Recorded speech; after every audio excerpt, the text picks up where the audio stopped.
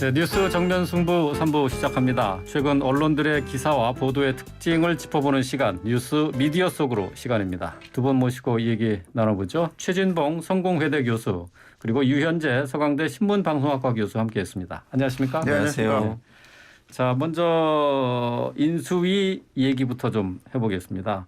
지금 통이동에 지금 임시로 천막 기자실이 있죠. 인수위 통이동에 있는 이곳에 이제 임시로 기자실을 천막으로 비바람을 가리는 기자실을 만들었는데 여기서 당선인 대변인실이 기자들에게 현안 질문을 하지 말아달라라고 요청을 했고 기자들이 이를 수락하면서 논란이 되고 있습니다. 자, 이 문제 두 분 어떻게 보십니까? 그 큰 문제죠. 이게 사실은 그러니까 두 가지 점에 저는 큰 문제라고 생각해요. 일단 인수위에서 현안 질문을 하지 말아달라고 요청하는 건 정말 잘못됐죠. 아니 인수위가 사실은 지금의 뉴스의 중심이 설 수밖에 없어요. 앞으로 새로운 정부가 어떤 일을 할지 어떤 역할을 할지 어떤 정책을 펼지 이건 국민들이 반드시 알아야 되는 거 아니겠습니까? 그 알 권리를 대신 시행하는 곳이 언론이고 그 언론의 기자들이 현장에서 그런 질문을 던져야 되는 게 상식인데 그걸 하지 말아달라고 요청하는 것도 이해가 안 되고 두 번째 기자들이 그걸 받아들였다는 것도 이해가 안 돼요 저는. 그거는 당연히 기자들 입장에서 아니 이게 무슨 말입니까? 현안 질문 해야죠. 국민들은 지금 기자들을 통해서 기사를 통해서 인수위가 어떤 역할을 하고 있고 어떤 방향으로 갈지에 대해서 얘기를 해주기를 다 기대하고 있는 거 아니겠습니까? 그런데 현안 질문 하지 말라고 요청하는 것도 이해가 안 될 뿐만 아니라 기자들이 그걸 그냥 받아들인 것도 저는 더더욱 이해가 안 돼요. 그럼 결국은 기자들 입장에서는 현안에 대해서 얘기 안 하고 그러면 윤석열 당선인이 어디가 식사하신 문제라든지 이런 것만 얘기하는 거 아니에요. 그거는 언론의 역할이 아니죠. 그게 무슨 블로그에나 올라올 수 있는 글들을 기사화해서 쓸 것 같으면 언론이 왜 존재하겠습니까? 견제와 감시 역할을 하는 게 언론이고 또 언론은 정보를 잘 전달해서 일반 국민들이나 시청자 독자들이 어떤 현안에 대해서 잘 이해할 수 있도록 하는 역할을 하는 것인데 그 역할이 안 된다고 하면 그건 언론으로서의 사명을 제대로 감당하고 있다고 보지 않는 그런 상황이 되지 않을까 하는 생각이 듭니다. 이런 사안들 생길 때마다 좀 뭐랄까 리트머스라 그럴까? 조금 찜찜한 게 이제 언론이 언론을 비판하게 되죠. 근데 이제 그 이 사건이 좀 사건이라고 하긴 좀 그렇습니다만 어쨌든 이 이슈가 좀 발생한 다음에 약간 그 선배 기자들이 조금 일침을 날렸어요. 예를 들어서 그 SBS의 주영진 앵커로 제가 기억하는데 질문하지 말라고 진짜 안 하냐? 뭐 이런 식으로 해서 어쨌든 그 부분에 있어서 조금 저도 이해가 조금 안 됐었고 그래서 그 부분에서 이제 약간 라뽀라고 하지 않습니까? 그러니까 이제 뭐 그 새로운 당선인도 있고 뭐 그래서 라뽀 형성을 위해서 뭔가 그랬다 그러는데 제가 오디오를 좀 들어봤는데 계속해서 뭐 김치찌개 언제 끓여줄 거냐 뭐 혼밥 하시냐 뭐 이런 얘기들이 들었어요. 그래서 저는 그냥 국민의 한 사람으로서 혹은 뭐 연구자 한 사람으로서 좀 기가 찬다라는 느낌이 좀 들었고요. 근데 좀 걱정되는 게 그거예요. 이제 라뽀가 과도하게 형성이 되면 그다음에 어떻게 비판할 거예요. 이게 이제 관계가 무너지기 시작하고 우리나라처럼 그렇지 않습니까? 이게 공과 사가 약간 섞이기 시작하면 나중에 그걸 예리하게 막 물어보기가 좀 그렇거든요. 그래서 그런 부분들이 조금 아쉽고 이게 약간 국민들 입장에서 보면 어제도 보니까 그 조선일보 부국장 출신이 그 사직하고 딱 3일 만에 그 외신 대변인으로 가셨다 그러더라고요. 그리고 예전에 우리가 전설처럼 알고 있는 게 뭐 아침에는 방송국으로 출근했다가 저녁에는 청와대에서 퇴근하고 이런 거 있잖아요. 그러니까 국민들 입장에서는 뭔가 견제하고 막 그런 사이가 아니라 그냥 뭔가 갑을 뭐 누군가 잘 보이고 뭐 이렇게 티키타카 뭐 이런 거 아닐까? 라는 의심까지 할 수 있어요. 그러니까 그런 부분에 있어서는 의심할 짓은 안 하는 게 좋을 것 같고 그다음에 기자들도 좀 국민을 위해서 뭔가 물어본다라는 거. 그렇기 때문에 세금 걷어가지고 보조금도 주는 거 아닙니까? 그래서 그런 역할을 좀 담당해 줬으면 좋겠다라는 말씀을 좀 드립니다. 네. 지금 어쨌든 뭐 인수위를 출입하면서 취재하는 기자들은 결국 대부분이 이제 청와대 출입 기자가 되거든요. 그러니까 이제 앞으로 5년 동안 계속 출입을 할지는 모르겠습니다만은 앞으로 이제 출입 기자가 되면은 결국은 인수위 측에 있는 주요 인사들과 취재원이 돼서 만나게 될 텐데 그걸 감안을 하면은 인수위 측의 뭐 이러한 요구에 대해서 글쎄 앞으로의 이제 취재를 위해서 그 협조를 해주는 차원일 수도 있거든요. 이제 그런 거로 기자들이 받아들였다 하면 그것도 용인이 안 되는 겁니까? 안 되죠. 왜냐하면 저는 이렇게 생각해요. 기자들이 만약에 지금 말씀하신 것처럼 어떤 관계를 형성해서 그걸 통해서 취재원에게 좀 더 좋은 정보를 얻기 위해서 그런 행동을 했다. 그러면요. 취재원이 주는 정보라고 하는 것은 지극히 취재원에게 유리한 정보들이에요. 보도자를 내는 것 중에 자기를 비판하는 보도자를 내겠습니까? 아니 청와대에 가서 근무하는 사람이라 하더라도 출입기자 하더라도 청와대가 말하지 않는 부분을 밝혀내서 그걸 보도하는 게 진정한 언론의 저널리즘인 것이지 보도 잘해주고 정보 줘가지고 그거 받아가지고 기사 써서 특종이라고 내는 것이 과연 기자로서 자랑스러운 문제인가? 저는 아니라고 봅니다. 그래서 말씀하신 것처럼 예컨대 좋은 관계를 형성해서 거기로부터 정보를 얻어내기 위한 하나의 수단이라 하더라도 그건 정도가 있는 거예요. 지금 이렇게 질문을 현안 질문 하지 말라니까 예 알겠습니다 안 하겠습니다 이렇게 나오는 거 안 되는 거죠. 그러니까 저는 예를 들어서 어떤 그 공보 담당자나 아니면 청와대 어떤 춘추관에 있는 사람들과 뭐 나중에 춘추관이 바뀌겠습니다만 어떤 그 정보를 전달받기 위해서 관계를 형성하는 것은 그건 하지 않아도 자연적으로 이루어질 수밖에 없다고 생각해요. 왜냐 청와대 입장에서는 보도자를 지속적으로 내서 본인들에게 유리한 보도를 할 수밖에 없어요. 기자들이 만약에 뭐 왕따를 시킨다 뭐 이런 일이 일어날 수는 있겠죠. 근데 그렇게 한다고 하는 것은 청와대 입장에서는 상당히 부담이 될 수밖에 없다 앞으로도. 그래서 저는 대통령실은 어쨌든 본인들이 원하는 정보를 통해서 국민들에게 많이 알리길 원하는 것이고 언론사는 그 역할을 하는 것이기 때문에 거기에 정보를 일부에게 안 주고 일부에게 주고 이럴 수 있는 상황은 저는 아니라고 봐요. 그렇게 되면 또 언론사와 각을 세우게 되고 그 언론사가 계속 공격을 하게 되면 본인들한테도 불리한 상황이 유지될 수밖에 없기 때문에 그 관계를 형성하고 안 하고가 결국 본인이 취재하는 데 도움이 되고 안 되고 이렇게 역할을 규정짓기에는 저는 한계가 있다고 봅니다. 짧게 말씀드리면 지금 그 인수위의 대변인이 언론인 출신이잖아요. 그래서 저는 개인적으로 그 페이스에 좀 말렸다라는 생각이 좀 들고요. 그리고 인수위에서 이제 왜 그랬습니까라고 했을 때 그 이유를 든 게 뭐냐면 삼청동이랑 통이동이랑 지금 기자들이 나눠져 있는데 뭔가 동일한 취재와 관련된 권리를 부여하기 위해서 그랬다라고 했어요. 그런데 선배 언론이 뭐라 그랬습니까? 아니 그럼 풀하면 되지라고 얘기를 하는 거예요. 그러니까 그런 말은 사실은 별로 설득력도 없고 기자들도 그게 어떤 의미인지 다 알잖아요. 그러니까 그런 거에 대해서는 지금 다 쳐다보고 있지 않습니까? 그리고 당선인과 관련된 게 어떻게 그 현안 아닌 게 어디 있습니까? 그렇잖아요. 그래서 그런 부분에 있어서 좀 조심했으면 좋겠다는 생각이. 제가 질문을 드린 거는 제가 그 기자들이나 그 인수위 측을 두둔하는 것이 아니라 이런 식으로 생각을 했을 수도 있다라는 차원에서 말씀드린 거니까 오해는 하지 마시기 바랍니다. 자, 또 인수위원회가 KBS와 방송문화진흥위원회와 또 간담회를 추진했는데 민주당에서 이것을 두고 공영방송 장악 시도다라면서 문제를 제기했어요. 어떻게 생각하십니까? 저는 이건 있어서는 안 되는 일이라고 생각해요. 인수위가 왜 KBS와 방송문화진흥위하고 간다면 KBS라고 얘기하는 건 제가 볼 때 KBS 이사회를 얘기하거나 아니면 경영진을 얘기하는 건데 언론사와는 이런 뭐 간담회를 왜 추진하는지 잘 모르겠어요. 제가. 그러니까 언론사 아까도 말씀드렸잖아요. 언론의 가장 중요한 역할 중에 하나가 감시와 견제 역할입니다. 물론 뭐 정부가 잘하는 부분에 대해서 그 부분을 알리고 그 부분에서 정보를 제공하는 것도 역할이지만 실제로 언론의 가장 중요한 역할 중에 하나는 정부가 제대로 운영될 수 있도록 국민의 눈에서 감시하고 견제하는 역할이 제일 중요한데 언론사에 가서 인수위원회가 만나서 뭘 협의하겠다고 하는지 잘 모르겠어요. 그리고 지금 방송문화진흥위원회 KBS는 KBS라고만 나와 있는데 제가 볼 때 KBS 이사회라고 하면 더더욱 큰 문제예요. KBS 이사회나 방송문화진흥위원회는 사장 임명하는 권한을 갖고 있습니다. 거기는 표결을 통해서 사장을 임명하게 되는데 사장을 임명할 권한을 갖고 있는 KBS 이사회와 방송문화진흥위를 만난다고 하면 그 자체가 압력이 될 수밖에 없다고 생각해요. 이건 논란을 불러일으킬 수 있는 중요한 요소가 될 수 있는데 여기에 가서 만난다. 그건 저는 정말 지극히 이상하다고 생각합니다. 인수위가 왜 만나야 되는지 잘 모르겠어요.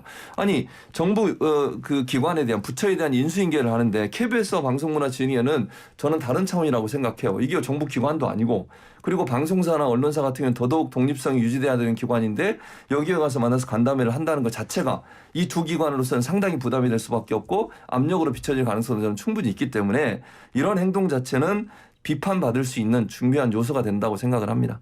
저는 그 영화 타짜라고 있지 않습니까? 근데 거기서 그 대사가 한마디 생각이 났어요. 싸늘하다 뭐 이런 거 있지 않습니까? 그래서 약간 싸늘한 사인이 조금 느껴졌는데 물론 이제 그 사용한 어떤 용어를 보면 인수위에서는 간담회에 대해서 요청이라는 용어를 썼더라고요. 근데 그 민주당 의원들을 중심으로 해서 이제 소환이라는 무서운 용어를 쓰긴 했어요. 근데 이거는 분명히 시각차가 있는데 근데 제가 약간 더 그 심각하게 생각하는 것은 뭐냐면 처음에 이제 이 관련 기사가 나왔을 때는 정확하게 어떻게 나왔냐면 KBS, MBC 그다음에 방송통신심의위원회 이렇게 나왔어요. 그런데 그게 자꾸만 이슈가 되니까 그다음에 인수위에서 오늘이었을 거예요. 아마 보도가 또 어떻게 나왔냐면 이게 확대에 된 어떤 무슨 그 관련 어떤 그 단체를 다 참석할 수 있는 어떤 그런 릴레이 뭐 간담회 이런 식으로 이제 포장이 좀 됐더라고요. 그래서 이건 이게 관련해서 뭔가 의심을 살 일이 있어서 이렇게 또 반응을 하는가라는 생각이 드는데 저는 언론에도 아마 일부 나왔던 걸로 아는데 조금 제가 아까 싸늘하다고 말씀드렸던 건 뭐냐면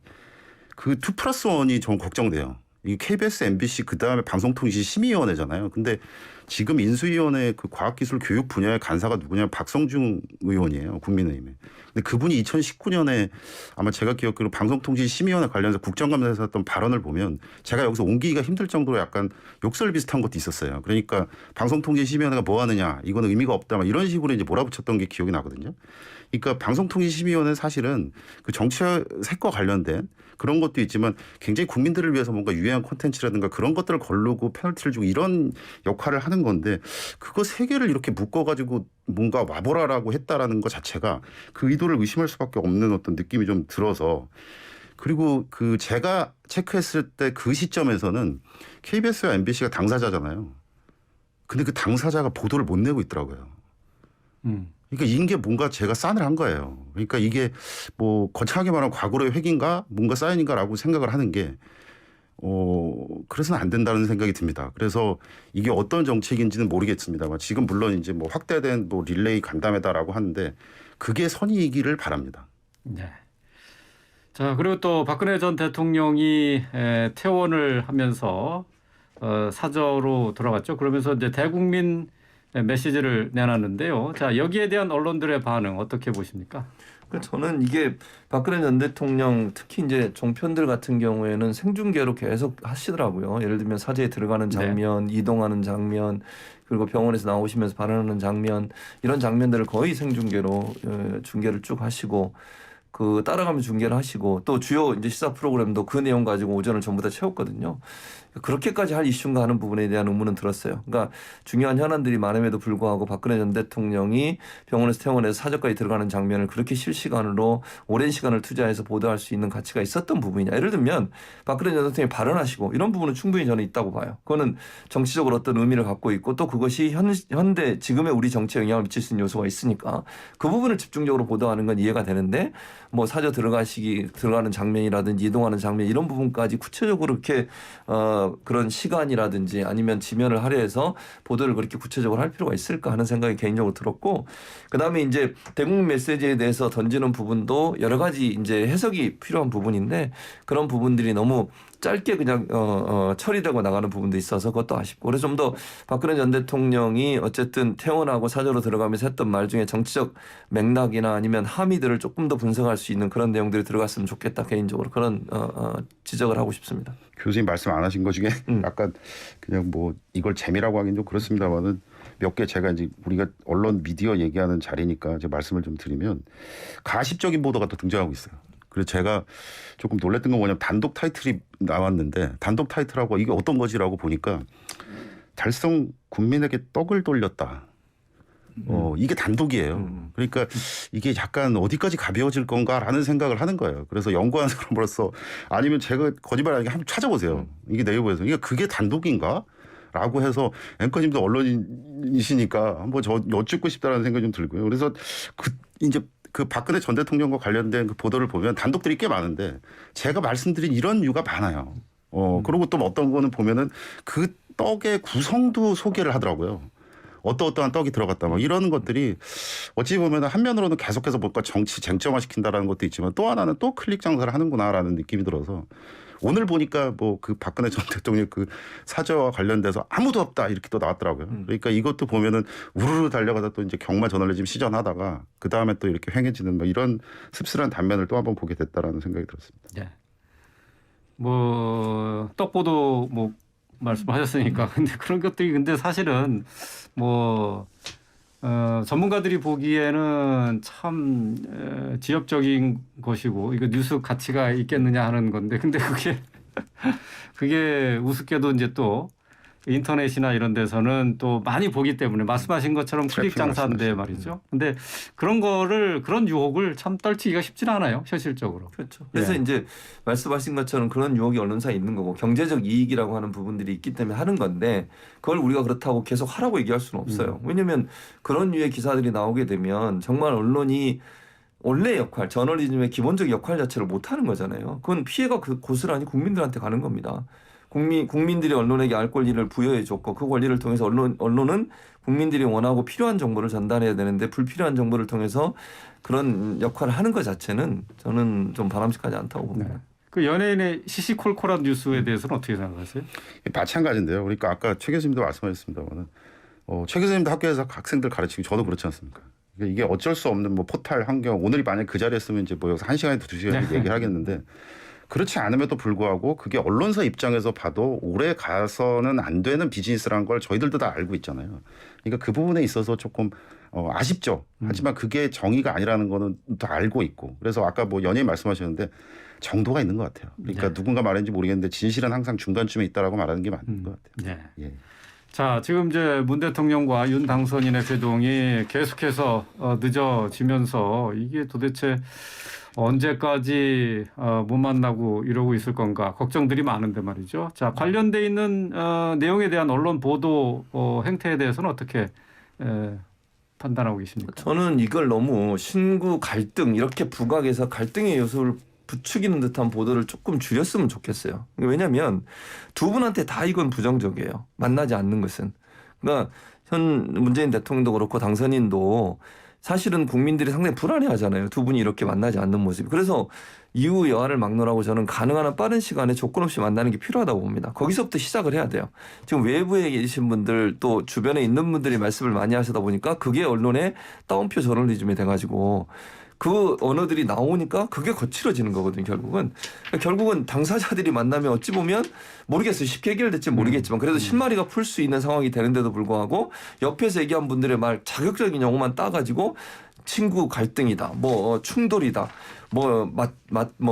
맞대결이다 이런 식의 자꾸 언론들의 보도가 결국은 네. 이 문제를 푸는데 도움이 되는 것이 아니라 부정적인 영향을 미친다고 보기 때문에 그런 보도보다는 두 사람이 만나야 되는 이유에 대해서 조금 더 구체적으로 그리고 갈등의 요소들을 풀 수 있는 방안들이 뭐냐 하는 부분에 대한 요소를 좀 더 보도했으면 좋겠다는 개인적인 어떤 기대감이 있습니다. 네. 근데 그런 상황 속에서 지금 박근혜 전 대통령이 지금 대구로 내려가 있는 상황인데 윤 당선인이 만날 가능성이 있다는 보도가 계속 나오고 있고요.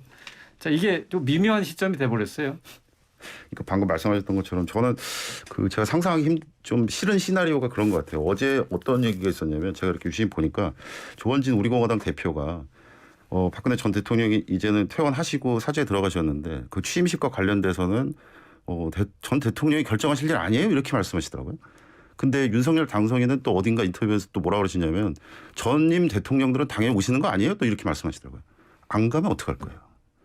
그럼 이거는 정말 사상 초유의 일이 벌어집니다. 근데 지금 뭐 당선인 같은 경우에는 그 공간이 의식을 지배한다 그렇게 말씀하셨는데 전적으로 동의하지만 또 한 가지는 어찌 보면 감정의 행동을 지배할 수도 있어요. 그럼 이 감정의 골이 계속해서 높으면. 근데 아까 최 교수님 말씀하신 거에 조금 말씀 안 하신 거 좀 말씀드리면 네. 지금 언론 보도에서 이렇게 자세히 보면 빨리 해결했으면 좋겠다라는 걸 막 얘기하고 있어요. 네. 전에는 뭐 이렇게 뭐 정파적으로 이쪽 저쪽 간에 비판하고 그랬었는데 지금은 더 이상 싸우면 안 된다라는 얘기를 막 하고 있거든요. 자세히 살펴보시면. 그러니까 저는 이게 약간 리트머스 같은 것 같아요. 이제는 두 분이서 뭔가 해결해야지만 국민도 할지도 아니고 본인들에게도 궁극적인 대차 대조표가 자기들한테 유리한지 그거 빨리 판단하셔야 될 것 같다는 생각입니다. 예, 알겠습니다. 자, 한 주간의 언론 기사 보도의 특징을 짚어봤습니다. 뉴스 미디어 속으로 유현재 서강대 신방과 교수, 최진봉 성공회대 교수 두 분과 함께했습니다. 고맙습니다. 감사합니다. 고맙습니다.